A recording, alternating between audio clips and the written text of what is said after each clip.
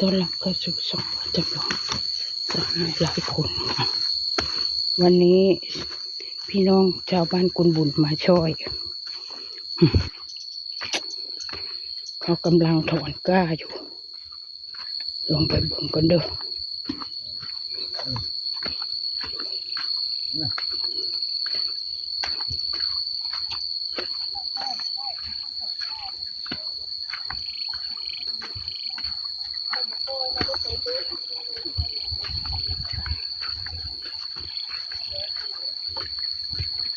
โอ้น้ำหลายเป่งน้ำเอาได้ไหม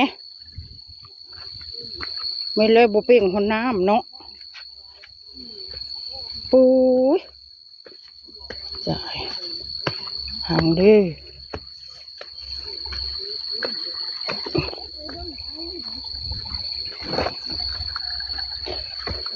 หยาบอยู่บ่พี่มองพี่มันสบายอยู่นี่เนี่ยมองกันลกนะนี่ก็สบายฮะน้ำหลายอย่างนี้ฮะเอาเป่งออกไหมกูว่าแล้วว่าชุมนี้มาเขาบ่เอาน้ำลายได้คันว่าปัญญาน้ำบ่มีบ่และอันลกเบิดแล้วช่างเป่งใส่ก็ได้เนาะกูแห้งย่านชูบ่มากูว่าเขาบ่มากูให้คักๆกูอะมันก็ง่ายโยกาเนาะถ้าน้ำนี่หลายบ่ไผแน่มาหาว่างเนาะไผเสื้อสีม่วงเลยไผบางกูว่ามึงบ่มาเจ็บบ่มาเจ็บได้ปะเจ็บคำเว้าเดียวแล้วไผแน่เอาลิงเจแม่แคทอีลิงใช่ลิงกุดฮะมีลิงสักลิงบ้านเฮาลิงอะไรลิงโจทกอันนั้นเชวูจังรู้อันนั้นน่ะไปจองแล้วมูมาลิงลิงเลยนะฮะบ้างแม่โอเคแล้วบัดนี้มื้ออื่นมาอยู่บ่มาเอาไงหรือมื้อนี้สิเอาเบิดมื้อบ่โลกาน่ะไปถอนให้ไปครึ่งนึงเอ้าเขาคือว่าอันโลกาได้100บ่คนตั้งหลายคนตั้งหลายใช้ถามเตะแล้วฮะแล้วว้าวให้มึงหูโลกาได้100เจออีเตกูว้าวให้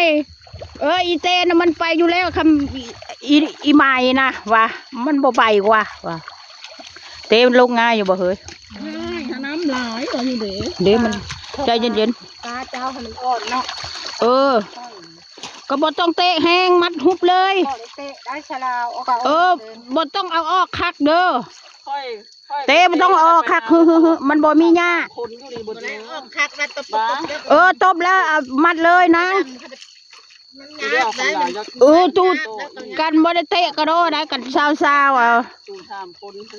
ตกลงมาแม่นบ่มื้ออื่นมาเอาง่ายก็ได้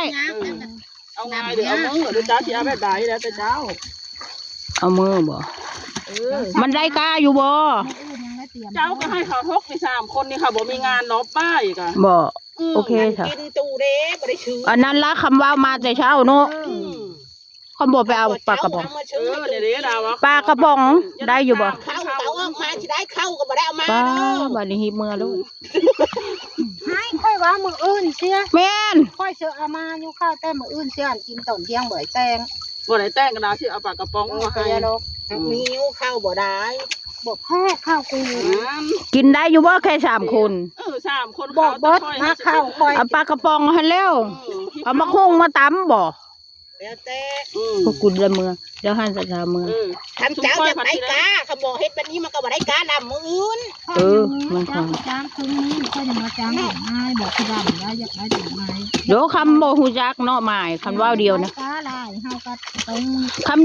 ำว่าเดียวในนั้นเนาะเฮาก็ตกลงในหั่นก็เอาในหั่นล่ะบัดนี้ไอ้ทอดถ้าก็ว่าสุค่อยบ่ได้ไปใส่โอ้ยค่อยไปมึงคือบ่ว้าวนำเขาเมื่อวานนี้แล้วก็ว่ามาของเจ้าเป็นง่ายแล้วสิไปของเราตอนบ่ายแล้วไปสักคนของมันคนกระเดือชาคือว่าเร็วของมันโอ้ยบ่แล้วเด้อได้6 กาพร้อมดำพร้อมตอนเช้ากระดำมึงไปกับอีเจบ่แล้วกระเดือชากูจะ ตักได้อีเจนำเด้ ยัดได้ โอ้ยลีเจ มืออื่นก็มา ไรกับมืออื่นแล้วช่างเลยนะมืออื่นเสียจ้าบอกนี้แล้วมันไปอันหน้า มืออื่นก็แล้วเจ จ้าเสียนาที ได้อยู่นะมาจากนี้ไปหาชิโมงได้หลายอยู่นะมาเบิ่งสะก้อนเถอะ น้ำพ้นนี่แน่บอกก้อยไว้ เด็กกันบ่ตะคืนนี่ผู้ไปกันเผลอ จักรวาลนี่จะได้การ โอ้ยมันปล่อยอยู่ตะวันนี่นั่น แปดเบิ้ลนกขนา มาทำ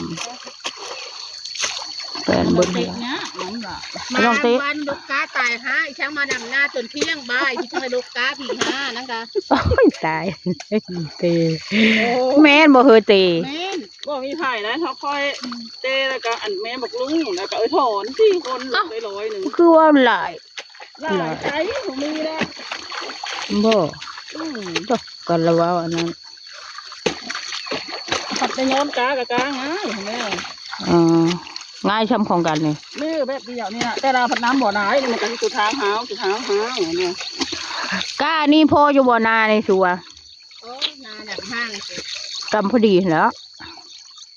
งาน คู่ปีเหลือได้ โอ้เตะกระจายหมดเลยจ้ะ อย่าดอกยังกันยังนำมามัดกันทำคลิปก่อน มามัดได้ แม่นบอกกูเอิ้นใช่มึงมือหันนะ แม่น เ เจ้าลงไปหาแม่ลูกอันฮะ แม่ประกันคือว่ามันบ่มาไหมมันว่าบ่มีรถ บ่มีรถนะเขามีแต่ขึ้นรถตัว อั เอน ง เข้าเล่นหมู่ฮั่นเลยแต่ละปีเจ้าคือไปหา อยู่เขาเรียกลูกนาง บอก เป็นหยังกูสิบ่ไปหาอีติ๊กกับผัวนี่สมควรสิมากันว่า เนาะ บ่ได้เฮ็ดหยังฮะ อีเล่นค่ะว่านี่มันวางมันยักมา ปุ้ยเอิ้นเอามันเด้อมื้ออื่นปุ้ยฮิไปเอา มันก็บอก จะมาดำเนาะมืออื่น ฮิมาเอา ชวนมันมาเนาะ ชวนมาโลด บ่มีรถก็อีกเรื่องนึงเด้อก็ให้มันโซนอยู่ในเดียว แม่งความ มึงทำบุญก็ได้บุญ แม่งความนอลิงปุ้ยว่าถึกเต้ลิงเชอะ อย่างคน อีนายแตงเนาะฮิเอามา ก็ยังไปเบิ่งก็ซ้ำ มัน เล บ่ ย มีรถเข้าหามันยาก จูกันเฉลี่ยกันแล้วก็ เอามาได้ผู้ กันก็ให้คนละ20 บาท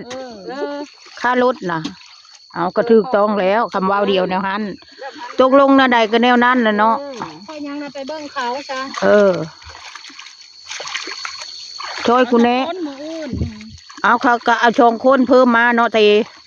เอาแต้งกับเด่นน่ะนะ เทคแค่นี้ฮะก็พอแล้ว คนเล่นกับแต้งบอกว่างกับเด่นกับข้าว มาน้ำเดียวนี่ละ5 คนคือเก่า มันเฮาว่าอยากมาอยู่ ปุ้ย เพิ่นค่อยสิมาลงตาเจ้าค่อยเว้า แน่ อันเอา ดาวคือบ่มาบอกค่อยบ่ แต่ละอันหันกลับไปรับปลาพอคนบ่มันก็ว่าแบบนี้ได้ ได้แล้วพ่อกูไปหาจนเบดมือเผาเอาคนถามนะบอนแม่จนให้นะบอนเท่าหายหมาย ปลาพอคนก็เอาไรนะคำลานตัวเอง แม่นถูกเอ้ยคิดก็บ่เป็น แม่นะข้อกระจักโดดเดวข้อกระตอกขักแต่ละข้อก็บอกหัวจักข้อก็ว่า แม่นความเท่า เอาคนอื่นขับมันก็ยังเอา แม่นถูก